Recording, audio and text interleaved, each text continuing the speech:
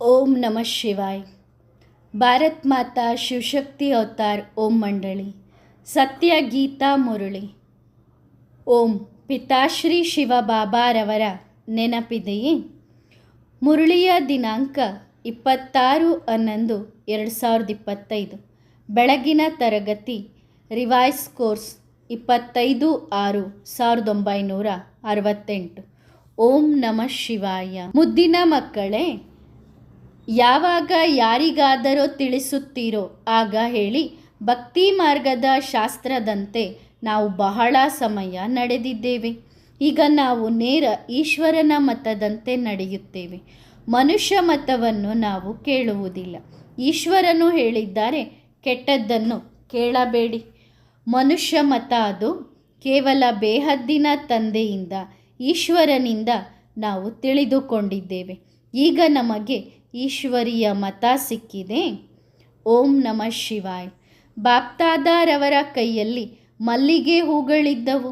ಬಾಬಾ ಸಾಕ್ಷಾತ್ಕಾರ ಮಾಡಿಸುತ್ತಾರೆ. ಈಗ ಸುಗಂಧಭರಿತ ಹೂವುಗಳಾಗಬೇಕು. ಮಕ್ಕಳೇ, ನಿಮಗೆ ತಿಳಿದಿದೆ, ನಾವು ಖಂಡಿತವಾಗಿಯೂ ಹೂವುಗಳಾಗಿದ್ದೆವು. ಗುಲಾಬಿ ಹೂವುಗಳು ಆಗಿದ್ದೆವು, ಮಲ್ಲಿಗೆ ಹೂವುಗಳು ಆಗಿದ್ದೆವು, ಅಥವಾ ವಜ್ರಗಳೂ ಆಗಿದ್ದೆವು. ಮತ್ತೆ ಈಗ ಆಗುತ್ತಿದ್ದೇವೆ. ಇದು ಸತ್ಯವಾಗಿದೆ. ಮೊದಲು ಸುಳ್ಳಾಗಿದ್ದೆವು. ಸುಳ್ಳೇ ಸುಳ್ಳು, ಸತ್ಯದ ಅಂಶ ಮಾತ್ರವೂ ಇರಲಿಲ್ಲ. ಈಗ ನೀವು ಸತ್ಯವಾಗುತ್ತಿದ್ದೀರಿ. ಹಾಗಾದರೆ ಸತ್ಯವಾದವರಲ್ಲಿ ಎಲ್ಲ ಗುಣಗಳು ಇರಬೇಕು. ಯಾರಲ್ಲಿ ಎಷ್ಟರ ಮಟ್ಟಿಗೆ ಗುಣಗಳಿವೆಯೋ ಅಷ್ಟು ಅನ್ಯರಿಗೂ ದಾನ ಮಾಡಿ ತಮ್ಮ ಸಮಾನರನ್ನಾಗಿ ಮಾಡಿಕೊಳ್ಳಬಹುದು. ಆದ್ದರಿಂದ ತಂದೆ ಮಕ್ಕಳಿಗೆ ಹೇಳುತ್ತಿರುತ್ತಾರೆ, ಮಕ್ಕಳೇ, ತಮ್ಮ ಪೋತಾ ಮೇಲ್, ಗುಣಗಳ ಪೋತಾ ಮೇಲ್ ಇಟ್ಟುಕೊಳ್ಳಿ. ನಿಮ್ಮನ್ನು ನೀವು ನೋಡಿಕೊಳ್ಳಿರಿ. ನನ್ನಲ್ಲಿ ಯಾವ ಯಾವ ಅವಗುಣಗಳಿವೆ? ದೈವಿ ಗುಣಗಳಲ್ಲಿ ಏನು ಕೊರತೆ ಇದೆ? ಸಂಜೆ ಅಥವಾ ರಾತ್ರಿ ನಿತ್ಯವೂ ತಮ್ಮ ಪೋತಾ ಮೇಲನ್ನು ತೆಗೆಯಬೇಕು. ಪ್ರಪಂಚದ ಮನುಷ್ಯರ ಮಾತೇ ಬೇರೆ. ನೀವೀಗ ಮನುಷ್ಯರಲ್ಲ, ಅಂದರೆ ನೀವು ಮನುಷ್ಯರಂತೆ ಅವರಂತೆ ಅಲ್ಲ, ನೀವು ಬ್ರಾಹ್ಮಣರಾಗಿದ್ದೀರಿ. ಬಲೆ, ಮನುಷ್ಯರೆಂದರೆ ಎಲ್ಲರೂ ಮನುಷ್ಯರೇ ಆಗಿದ್ದಾರೆ. ಆದರೆ ಪ್ರತಿಯೊಬ್ಬರ ನಡವಳಿಕೆಯಲ್ಲಿ, ಗುಣಗಳಲ್ಲಿ ಬಹಳ ವ್ಯತ್ಯಾಸವಿರುತ್ತದೆ. ಮಾಯೆಯ ರಾಜ್ಯದಲ್ಲಿಯೂ ಕೆಲವು ಮನುಷ್ಯರು ಬಹಳ ಒಳ್ಳೆಯ ಗುಣವಂತರಾಗಿರುತ್ತಾರೆ, ಆದರೆ ತಂದೆಯ ಬಗ್ಗೆ ತಿಳಿದುಕೊಂಡಿಲ್ಲ. ಬಹಳ ಧಾರ್ಮಿಕ ಮನೋಭಾವದವರು, ಮೃದು ಹೃದಯದವರು ಇರುತ್ತಾರೆ. ಏಕೆಂದರೆ ಪ್ರಪಂಚದಲ್ಲಿ ಎಲ್ಲ ತರಹದ ಮನುಷ್ಯರು ಇರುತ್ತಾರಲ್ಲವೇ? ಮನುಷ್ಯರಲ್ಲಿ ಗುಣಗಳ ವೈವಿಧ್ಯತೆ ಇದೆ. ಮತ್ತು ಯಾವಾಗ ದೇವತೆಗಳಾಗುತ್ತಾರೋ ಆಗ ದೈವಿ ಗುಣಗಳು ಎಲ್ಲರಲ್ಲೂ ಇರುತ್ತವೆ. ಆದರೆ ಶಿಕ್ಷಣದ ಕಾರಣ ಪದವಿಗಳು ಕಡಿಮೆಯಾಗುತ್ತವೆ. ಮೊದಲು ಶಿಕ್ಷಣ ಬೇಕು. ಎರಡನೆಯದು ಅವಗುಣಗಳನ್ನು ತೆಗೆದುಹಾಕಬೇಕು. ಇದು ಮಕ್ಕಳಿಗೆ ಗೊತ್ತಿದೆ. ನಾವು ಇಡೀ ಪ್ರಪಂಚದಿಂದಲೇ ನ್ಯಾರ ಆಗಿದ್ದೇವೆ. ಇಲ್ಲಿ ಬ್ರಾಹ್ಮಣ ಕುಲ ಕುಳಿತಿದೆ, ಅಂದರೆ ನೀವೆಲ್ಲ ಬ್ರಾಹ್ಮಣ ಕುಲದವರು. ಶೂದ್ರ ಕುಲ ಮತ್ತು ಬ್ರಾಹ್ಮಣ ಕುಲಕ್ಕೆ ಹಗಲು ರಾತ್ರಿಯ ವ್ಯತ್ಯಾಸವಿದೆ. ಶೂದ್ರ ಕುಲದಲ್ಲಿ ಮನುಷ್ಯ ಮತವಿದೆ, ಬ್ರಾಹ್ಮಣ ಕುಲದಲ್ಲಿ ಈಶ್ವರೀಯ ಮತವಿದೆ. ಮೊಟ್ಟ ಮೊದಲು ನೀವು ತಂದೆಯ ಪರಿಚಯವನ್ನು ಕೊಡಬೇಕು. ನೀವು ತಿಳಿಸುತ್ತೀರಿ, ಇಂಥವರು ಹೀಗೆ ಹೀಗೆ ಹೇಳುತ್ತಾರೆ, ನಿಮ್ಮೊಂದಿಗೆ ವಾದ ಮಾಡುತ್ತಾರೆ. ಬಾಬಾ ತಿಳಿಸಿದ್ದರು, ಬರೆದಿಡಿ. ನಾವು ಬ್ರಾಹ್ಮಣರು ಅಥವಾ ಬ್ರಹ್ಮನ ಮಕ್ಕಳು ಈಶ್ವರೀಯ ಮತದ ಮೇಲಿದ್ದೇವೆ. ಆಗ ಇವರಿಗಿಂತ ಉನ್ನತರು ಯಾರೂ ಇಲ್ಲ ಎಂದು ತಿಳಿದುಕೊಳ್ಳುತ್ತಾರೆ. ಶ್ರೇಷ್ಠಾತಿ ಶ್ರೇಷ್ಠ ಭಗವಂತ. ಹಾಗಾಗಿ ನಾವು ಅವರ ಮತದ ಮೇಲಿದ್ದೇವೆ. ಮನುಷ್ಯ ಮತದಂತೆ ನಾವು ನಡೆಯುವುದಿಲ್ಲ. ಈಶ್ವರೀಯ ಮತದಂತೆ ನಡೆದು ನಾವು ದೇವತೆಗಳಾಗುತ್ತೇವೆ. ಮನುಷ್ಯ ಮತವನ್ನು ಈಗ ಬಿಡುತ್ತಾ ಮುಂದೆ ಹೋಗುತ್ತಿದ್ದೇವೆ. ಸಂಪೂರ್ಣವಾಗಿ ಬಿಟ್ಟಿದ್ದೇವೆ. ಮತ್ತೆ ನಿಮ್ಮೊಂದಿಗೆ ಯಾರೂ ವಾದ ಮಾಡಲು ಸಾಧ್ಯವಿಲ್ಲ. ಯಾರಾದರೂ ಕೇಳಬಹುದು, ಇದನ್ನು ಎಲ್ಲಿಂದ ಕೇಳಿದಿರಿ? ಯಾರು ಕಲಿಸಿದರು? ನೀವು ಹೇಳುತ್ತೀರಿ, ನಾವು ಈಶ್ವರೀಯ ಮತದಂತೆ ನಡೆಯುತ್ತೇವೆ. ಇಲ್ಲಿ ಪ್ರೇರಣೆಯ ಮಾತಿಲ್ಲ.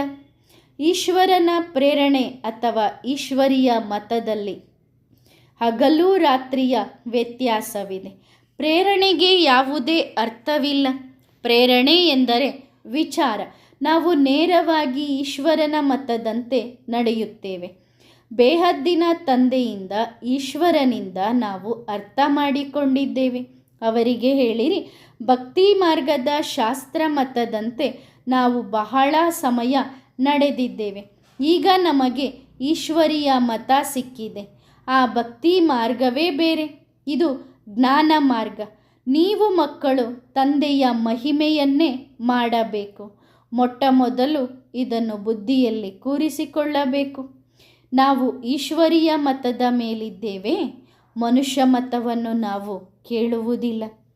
ಈಶ್ವರ ಹೇಳಿದ್ದಾರೆ, ಕೆಟ್ಟದ್ದನ್ನು ಕೇಳಬೇಡಿರಿ. ಅದು ಮನುಷ್ಯ ಮತ. ಮನುಷ್ಯರನ್ನು ನೋಡಬೇಡಿರಿ. ನಿಮ್ಮನ್ನು ಆತ್ಮವೆಂದು ನೋಡಿರಿ.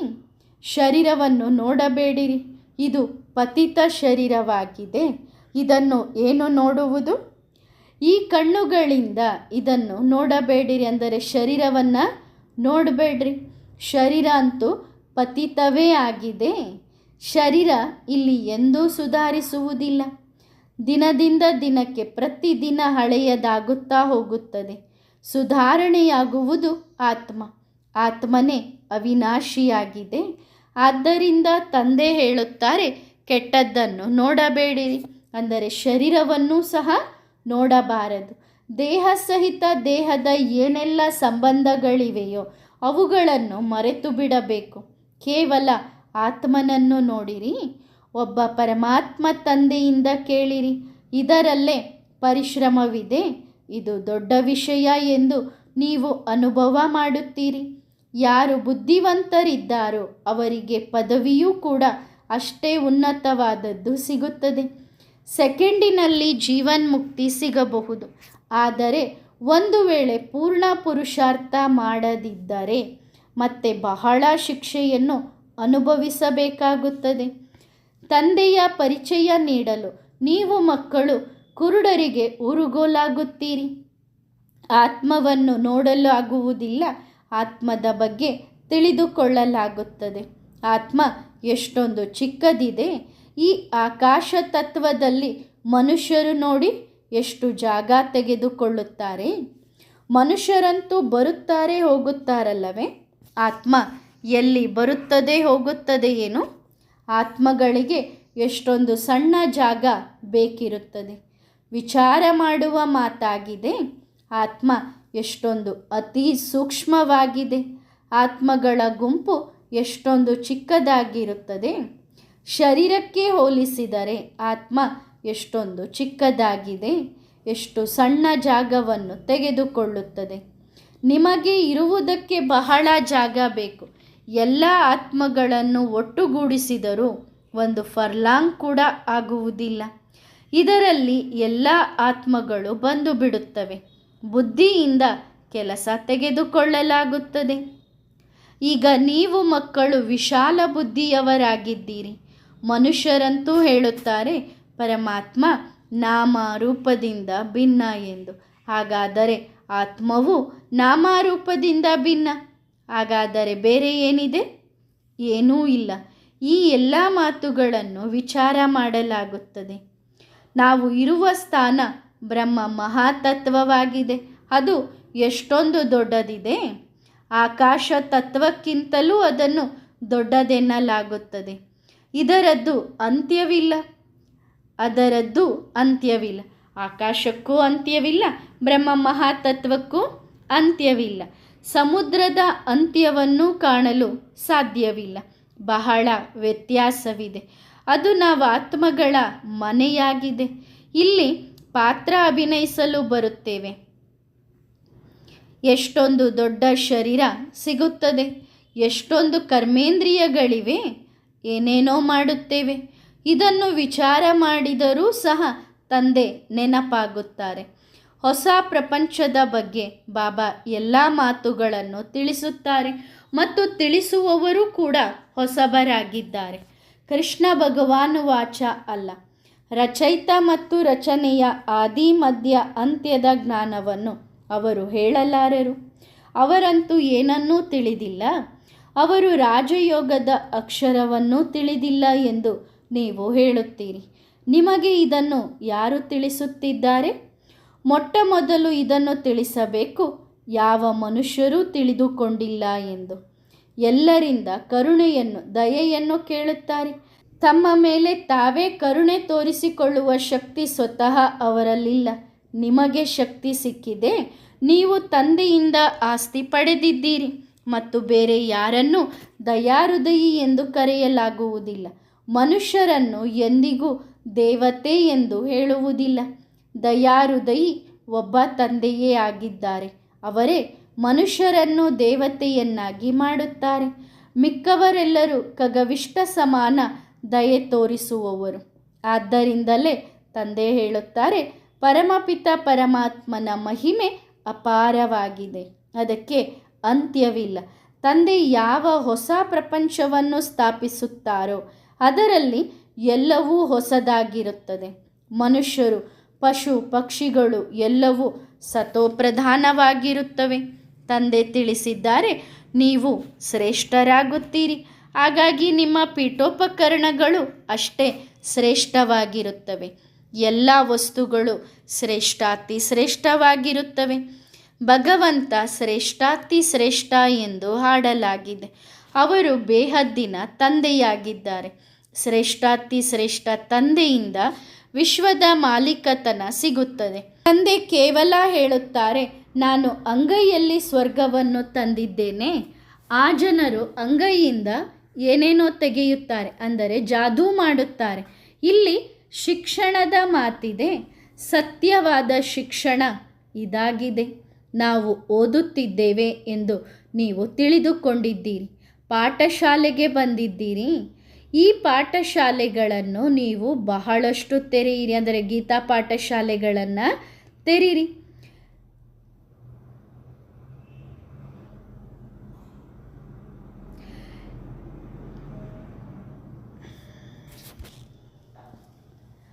ನಿಮ್ಮ ಚಟುವಟಿಕೆಯನ್ನು ನೋಡಿಕೊಳ್ಳಿರಿ. ಅಂದರೆ ನಾವೇನು ಕರ್ಮ ಮಾಡ್ತಿದ್ದೀವಿ, ನಮ್ಮ ಕರ್ಮವನ್ನು ನಾವು ನೋಡ್ಕೋಬೇಕು.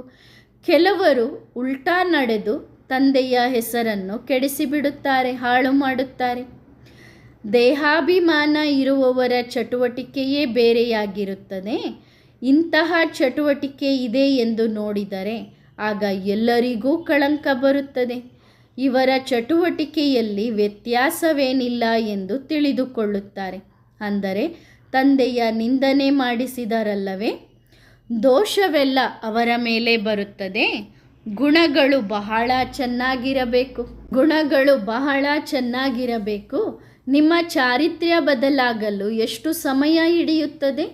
ಕೆಲವರ ಚಾರಿತ್ರ್ಯ ಅಂದರೆ ಅವರ ನಡತೆ ಬಹಳ ಚೆನ್ನಾಗಿದೆ, ಫಸ್ಟ್ ಕ್ಲಾಸ್ ಆಗಿರುತ್ತದೆ ಎಂದು ನೀವು ತಿಳಿದಿದ್ದೀರಿ. ಅದು ಸಹ ಕಂಡು ಬರುತ್ತದೆ. ಬಾಬಾ ಒಂದೊಂದು ಮಗುವನ್ನು ನೋಡುತ್ತಾರೆ.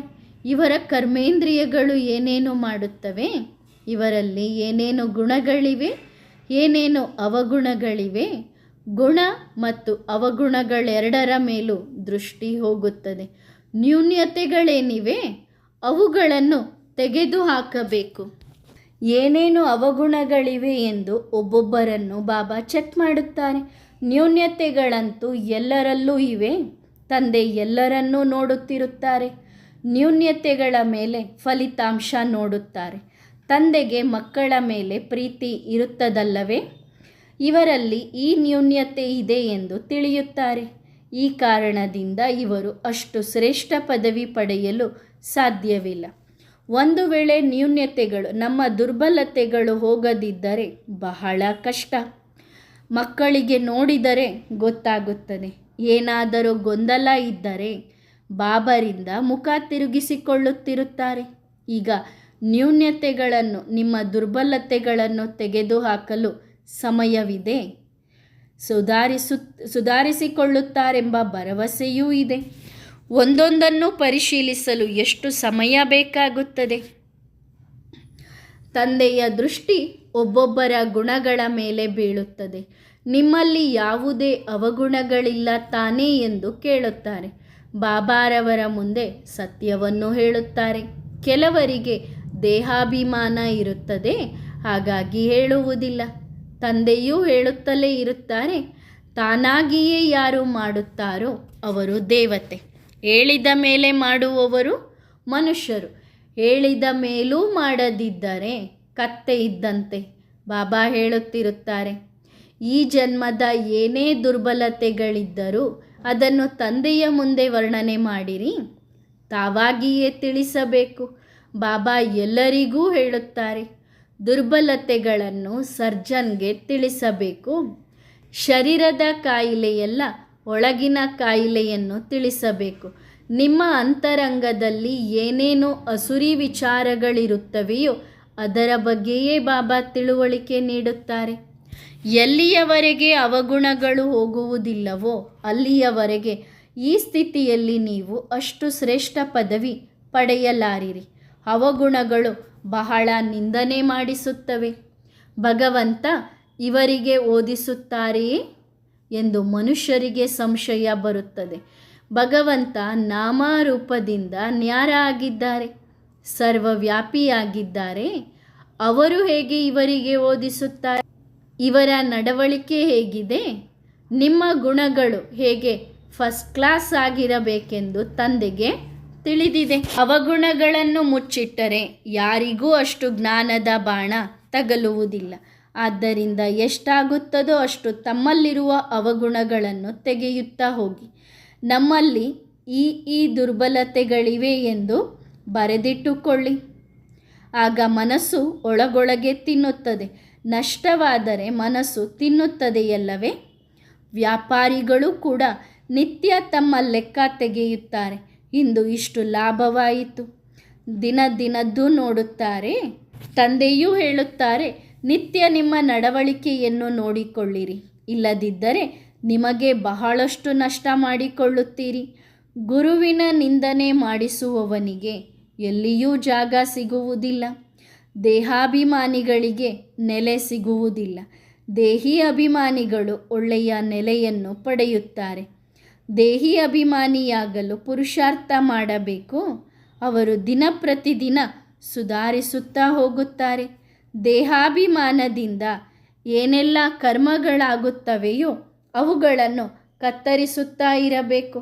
ದೇಹಾಭಿಮಾನದಿಂದ ಪಾಪ ಖಂಡಿತವಾಗಿಯೂ ಆಗುತ್ತದೆ. ಆದ್ದರಿಂದ ದೇಹಿ ಅಭಿಮಾನಿಗಳಾಗುತ್ತೀರಿ. ಜನ್ಮ ಪಡೆದ ಕೂಡಲೇ ಯಾರೂ ದೇಹಿ ಅಭಿಮಾನಿ ಆಗುವುದಿಲ್ಲ ಎಂದು ಗೊತ್ತಿದೆ. ದೇಹಿ ಅಭಿಮಾನಿಯಾಗಲು ನಿಮಗೆ 40-50 ವರ್ಷಗಳು ಹಿಡಿಯುತ್ತವೆ. ಸಮಯವಂತೂ ಹಿಡಿಯುತ್ತದೆಯಲ್ಲವೇ? ನಾವೀಗ ಹೋಗಬೇಕೆಂದು ತಿಳಿದುಕೊಂಡಿದ್ದೇವೆ. ನಾವೀಗ ಹೋಗಬೇಕು ಎಂದು ತಿಳಿದುಕೊಳ್ಳುವಂತಹ ಮನುಷ್ಯರು ಪ್ರಪಂಚದಲ್ಲಿ ಯಾರೂ ಇಲ್ಲ. ಅಕ್ಷರಶಃ ಪ್ರಾಣಿ ಬುದ್ಧಿಯವರಾಗಿದ್ದಾರೆ. ಬಾಬಾರವರ ಬಳಿ ಮಕ್ಕಳು ಬರುತ್ತಾರೆ. ಕೆಲವರು 6 ತಿಂಗಳ ನಂತರ ಬರುತ್ತಾರೆ, ಕೆಲವರು 3 ತಿಂಗಳ ನಂತರವೂ ಬರುತ್ತಾರೆ. ಆಗ ಇಷ್ಟು ಸಮಯದಲ್ಲಿ ಎಷ್ಟು ಉನ್ನತಿಯಾಗಿದೆ ಎಂದು ತಂದೆ ನೋಡುತ್ತಾರೆ. ದಿನ ಪ್ರತಿದಿನ ಏನಾದರೂ ಸುಧಾರಿಸುತ್ತಿದ್ದಾರೆಯೇ ಅಥವಾ ಏನಾದರೂ ಮೋಸವಿದೆಯೇ ಎಂದು ತಂದೆ ನೋಡುತ್ತಾರೆ. ಕೆಲವರು ನಡೆಯುತ್ತಾ ಶಿಕ್ಷಣವನ್ನೇ ಬಿಟ್ಟು ಬಿಡುತ್ತಾರೆ. ಬಾಬಾ ಕೇಳುತ್ತಾರೆ, ಇದೇನು? ಭಗವತಿಯರನ್ನಾಗಿ ಮಾಡಲು ಸ್ವತಃ ಭಗವಂತ ನಿಮಗೆ ಓದಿಸುತ್ತಿದ್ದಾರೆ. ಇಂತಹ ಶಿಕ್ಷಣವನ್ನು ನೀವು ಬಿಡುತ್ತೀರಾ? ನೀವು ಬಹಳ ದುರಾದೃಷ್ಟವಂತರು. ವರ್ಲ್ಡ್ ಗಾಡ್ ಫಾದರ್ ತಂದೆ ಓದಿಸುತ್ತಿದ್ದಾರೆ, ವಿಶ್ವಪಿತ ಪರಮಾತ್ಮ ಓದಿಸುತ್ತಿದ್ದಾರೆ. ಇದರಲ್ಲಿ ಆಬ್ಸೆಂಟ್ ಆಗ್ತೀರಿ ಅಂದರೆ ಮಾಯೆ ಎಷ್ಟು ಪ್ರಬಲವಾಗಿದೆ. ಫಸ್ಟ್ ಕ್ಲಾಸ್ ಶಿಕ್ಷಣದಿಂದ ನಿಮ್ಮ ಮುಖವನ್ನೇ ತಿರುಗಿಸುತ್ತದೆ. ಬಹಳಷ್ಟು ಜನ ನಡೆಯುತ್ತಿರುತ್ತಾರೆ ಮತ್ತು ಶಿಕ್ಷಣಕ್ಕೆ ಅಂದರೆ ಜ್ಞಾನ ಮಾರ್ಗಕ್ಕೆ ಬಹಳಷ್ಟು ಜನ ಬರ್ತಾರೆ. ಹೋಗ್ತಾ ಶಿಕ್ಷಣವನ್ನು ಕಾಲಿಂದ ಒದಿತಾರೆ. ನಮ್ಮ ಮುಖ ಈಗ ಸ್ವರ್ಗದ ಕಡೆಗಿದೆ ಎಂದು ನೀವು ತಿಳಿದಿದ್ದೀರಿ, ಕಾಲು ನರಕದ ಕಡೆಗಿದೆ. ನೀವು ಸಂಗಮಯುಗಿ ಬ್ರಾಹ್ಮಣರು. ಇದು ಹಳೆಯ ರಾವಣನ ಪ್ರಪಂಚ. ಆ ಕಡೆಗೆ ಕಾಲಿದೆ, ಮುಖ ಸ್ವರ್ಗದ ಕಡೆಗಿದೆ. ಅದನ್ನಂತೂ ಪೂರ್ತಿಯಾಗಿ ನೆನಪು ಮಾಡಬೇಕು. ನಾವು ಮೊದಲು ಶಾಂತಿಧಾಮ, ನಂತರ ಸುಖಧಾಮಕ್ಕೆ ಖಂಡಿತವಾಗಿಯೂ ಹೋಗುತ್ತೇವೆ. ಮಕ್ಕಳು ಇದನ್ನೇ ನೆನಪಿಟ್ಟುಕೊಳ್ಳಬೇಕು. ಸಮಯ ಸ್ವಲ್ಪವೇ ಇದೆ. ನಾಳೆ ಶರೀರವು ಬಿಟ್ಟು ಹೋಗುತ್ತದೆ. ತಂದೆಯ ನೆನಪಿಲ್ಲದಿದ್ದರೆ ಮತ್ತೆ ಅಂತ್ಯಕಾಲದಲ್ಲಿ ಏನು ನೆನಪಾಗುತ್ತದೋ ತಿಳಿಸುವುದಂತೂ ಬಹಳಷ್ಟಿದೆ. ತಮ್ಮೊಂದಿಗೆ ಬಹಳ ಪರಿಶ್ರಮ ಪಡಬೇಕು. ತಂದೆ ಗುಪ್ತವಾಗಿದ್ದಾರೆ, ಜ್ಞಾನ ಕೂಡ ಗುಪ್ತವಾಗಿದೆ. ಕಲ್ಪದ ಮೊದಲು ಎಷ್ಟರ ಮಟ್ಟಿಗೆ ಪುರುಷಾರ್ಥ ಮಾಡಿದ್ದೆವೋ ಡ್ರಾಮಾ ಅನುಸಾರ ಅಷ್ಟೇ ಮಾಡುತ್ತಿದ್ದೇವೆ ಎಂದು ಗೊತ್ತಿದೆ. ತಂದೆಯು ಕಲ್ಪದ ಮೊದಲಿನಂತೆಯೇ ತಿಳಿಸುತ್ತಾರೆ.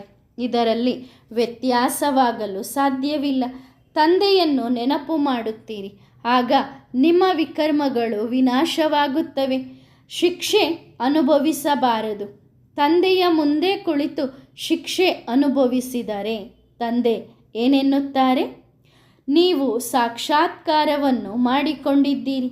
ಆ ಸಮಯದಲ್ಲಿ ತಂದೆಯ ಮುಂದೆ ತಲೆ ಎತ್ತಲು ಸಾಧ್ಯವಾಗುವುದಿಲ್ಲ. ಇವರ ಮೂಲಕ ತಂದೆ ಓದಿಸುತ್ತಾರೆ. ಆದ್ದರಿಂದ ಇವರದ್ದೇ ಸಾಕ್ಷಾತ್ಕಾರವಾಗುವುದು.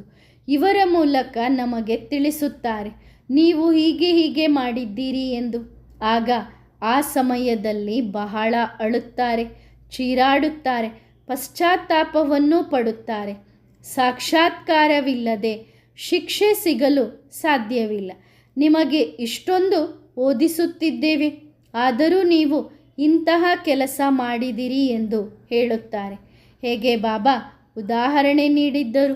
ಮಕ್ಕಳ ಮತದಂತೆ ಅಥವಾ ಅಜ್ಞಾನಿಗಳ ಮತದಂತೆ ತಮ್ಮ ಹೆಣ್ಣು ಮಕ್ಕಳನ್ನು, ಅಕ್ಕಂದಿರನ್ನು ಕಾಮಚಿತೆಯ ಮೇಲೆ ಕೂರಿಸಿ ಸಾಮೂಹಿಕವಾಗಿ ಹತ್ಯೆ ಮಾಡಿಬಿಟ್ಟರು. ಆಗ ಎಷ್ಟೊಂದು ಪಾಪವಾಯಿತು. ಇಂತಹ ಪಾಪವನ್ನಂತೂ ಈ ಸಮಯದವರೆಗೆ ಯಾರೂ ಮಾಡಿಲ್ಲ. ಶಿಕ್ಷೆಯು ಬಹಳ ಕಠಿಣವಾಗಿದೆ. ತಂದೆಯೊಂದಿಗೆ ಯೋಗ ಜೋಡಿಸಲು ಸಾಧ್ಯವಿಲ್ಲ. ರಾವಣನ ಮತದಂತೆ ನಾವು ಎಷ್ಟೊಂದು ಪಾಪ ಮಾಡಿದ್ದೇವೆ ಎಂದು ನೀವು ತಿಳಿದುಕೊಂಡಿದ್ದೀರಿ. ಪೂಜ್ಯರಿಂದ ಪೂಜಾರಿಗಳಾಗಿದ್ದೇವೆ. ತಂದೆಯನ್ನು ಸರ್ವವ್ಯಾಪಿ ಎಂದು ಹೇಳುತ್ತಾ ಬಂದಿದ್ದೇವೆ. ಇದು ಮೊದಲನೇ ನಂಬರ್ನ ಇನ್ಸಲ್ಟ್ ಆಗಿದೆ. ಇದರ ಲೆಕ್ಕಾಚಾರವು ಬಹಳಷ್ಟಿದೆ. ತಮಗೆ ತಾವೇ ಹೇಗೆ ಕೆನ್ನೆಗೆ ಹೊಡೆದುಕೊಂಡಿದ್ದೀರಿ ಎಂದು ತಂದೆ ತಿಳಿಸುತ್ತಾರೆ. ಹಿಂದೂ ಎನ್ನುವುದು ಯಾವುದೇ ಧರ್ಮವಲ್ಲ. ಎಷ್ಟೊಂದು ತಿಳುವಳಿಕೆ ಇಲ್ಲದವರಾಗಿ ಬಿಟ್ಟಿದ್ದಾರೆ. ಭಾರತವಾಸಿಗಳೇ ಎಷ್ಟೊಂದು ಕೆಳಗೆ ಬಿದ್ದಿದ್ದಾರೆ. ತಂದೆ ಬಂದು ತಿಳಿಸುತ್ತಾರೆ, ಈಗ ನಿಮಗೆ ಎಷ್ಟೊಂದು ತಿಳುವಳಿಕೆ ಸಿಕ್ಕಿದೆ, ಅದನ್ನು ನಂಬರ್ ವಾರ್ ಆಗಿಯೇ ತಿಳಿದುಕೊಳ್ಳುತ್ತಾರೆ. ಡ್ರಾಮಾ ಅನುಸಾರ ಕಲ್ಪದ ಹಿಂದೆಯೂ ಇದೇ ಸಮಯದಲ್ಲಿ ಕ್ಲಾಸ್ನ ರಿಸಲ್ಟ್ ಹೀಗೆಯೇ ಇತ್ತು. ತಂದೆ ತಿಳಿಸಲೇಬೇಕಲ್ಲವೇ? ಆದ್ದರಿಂದ ಮಕ್ಕಳು ತಮ್ಮ ಉನ್ನತಿಯನ್ನು ಮಾಡಿಕೊಳ್ಳುತ್ತಿರಬೇಕು. ದೇಹಾಭಿಮಾನವನ್ನು ಬಿಡಬೇಕು. ಒಳ್ಳೆಯದು.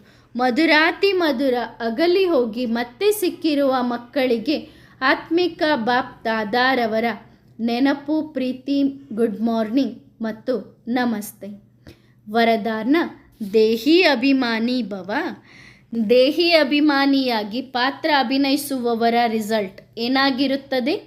ಅವರು ಸ್ವಯಂ ಸಂತುಷ್ಟರಾಗಿರುತ್ತಾರೆ ಮತ್ತು ಎಲ್ಲರೂ ಅವರಿಂದ ಸಂತುಷ್ಟರಾಗಿರುತ್ತಾರೆ. ಕೇವಲ ಸ್ವಯಂನಿಂದ ಸಂತುಷ್ಟರಾಗಿರುವುದು ದೊಡ್ಡ ಮಾತಲ್ಲ, ಆದರೆ ಸ್ವಯಂ ಸಂತುಷ್ಟರಾಗಿದ್ದುಕೊಂಡು ಅನ್ಯರನ್ನು ಸಂತುಷ್ಟರನ್ನಾಗಿ ಮಾಡುವುದು ಇದು ಪೂರ್ಣ ಸ್ಲೋಗನ್ ಆಗಿದೆ. ದೇಹಿ ಅಭಿಮಾನಿಯಾಗಿ ವಿಶೇಷ ಪಾತ್ರ ಅಭಿನಯಿಸಿದಾಗ ಅದು ಸಾಧ್ಯವಾಗುತ್ತದೆ. ಅಂತಹ ಪಾತ್ರ ಅಭಿನಯಿಸುವುದರಲ್ಲಿ ಮಜಾ ಬರುತ್ತದೆ ಮತ್ತು ಖುಷಿಯೂ ಆಗುತ್ತದೆ. ಒಳ್ಳೆಯದು. ಓಂ ನಮಃ ಶಿವಾಯ.